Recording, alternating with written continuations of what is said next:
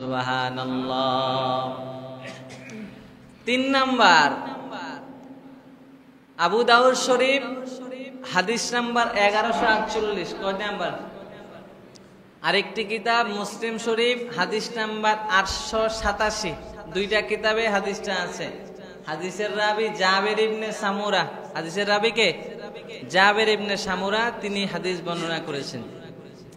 عن جابر بن سمرة رضي الله تعالى عنه قال صليت مع النبي صلى الله عليه وسلم مرة ولا مرتين العيدين بغير آذان ولا إقامة। আল্লাহর নবীর সাহাবী জাবের ইবনে সামুরা তিনি বলেন যে আমি আমার নবী সাল্লাল্লাহু আলাইহি ওয়াসাল্লামের সাথে একবার দুইবার নয় অসংখ্যবার ঈদের নামাজ পড়েছি। 2 ঈদ। কয় ঈদ? 2 ঈদের নামাজ পড়েছি। একবার দুইবার নাকি অসংখ্যবার। আর তুমি 3টা ঈদ কোথায় পেয়েছো? সারাটা জীবন নবীর সাহাবীগুলো 2 ঈদ পালন করেছেন। আজ বেদাতি ভাইরা 3টা ঈদ পালন করে কয়টা? তাদের দাবি হলো সকল ঈদের সেরা ঈদ ঈদে মিলাদুন নবী। এরে বাবা, যেই আমল সাহাবা একরাম করে নাই, তুমি কি সাহাবা একরামের থেকে বড় আবেদ হয়ে গেছো নাকি?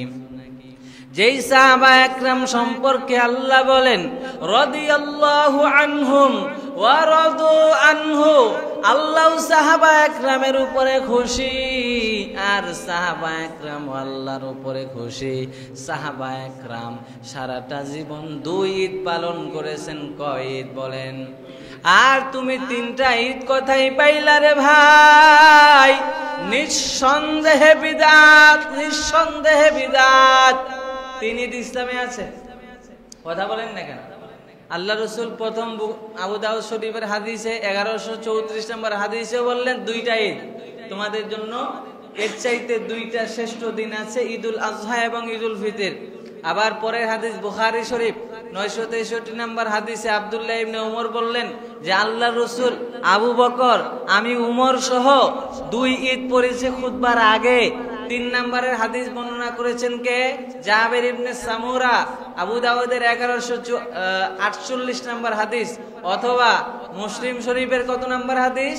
মুসলিম শরীফের 887 নম্বর হাদিস।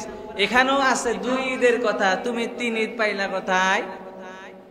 চট্টগ্রামের যারা বিদআতি আছে এরা 3 ঈদ পালন করে। কয় ঈদ?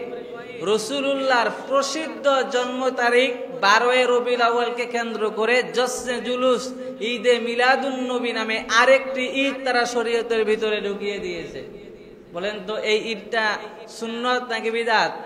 যদি সুন্নত হইতো তাহলে সাহাবা একরাম থেকেও পাওয়া যাইত। সাহাবা একরাম তো আজীবন মাররাতান ওয়ালা মাররাতাইন, সাহাবা একরাম আজীবন 2 ঈদের নামাজ পড়েছেন অসংখ্যবার।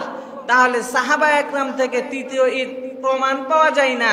চট্টগ্রামের যারা বিদআতি আছে, আরো বিভিন্ন জায়গার যারা বিদআতি আছে, তারা 3য় ঈদের আবির্ভাব কোথা থেকে করলো? এই ঘটনাটা 6 নম্বরে আসবে। কয় নম্বরে? 6 নম্বরে আসবে। আপনি বুঝে যাবেন। পুরো বয়ানটা মনোযোগ সহকারে শুনলে যা প্রশ্ন আছে মনে মনে সব প্রশ্ন হল হয়ে যাবে ইনশাআল্লাহ তাআলা। তাহলে ঈদ কয়টা পাইলাম? 2টা।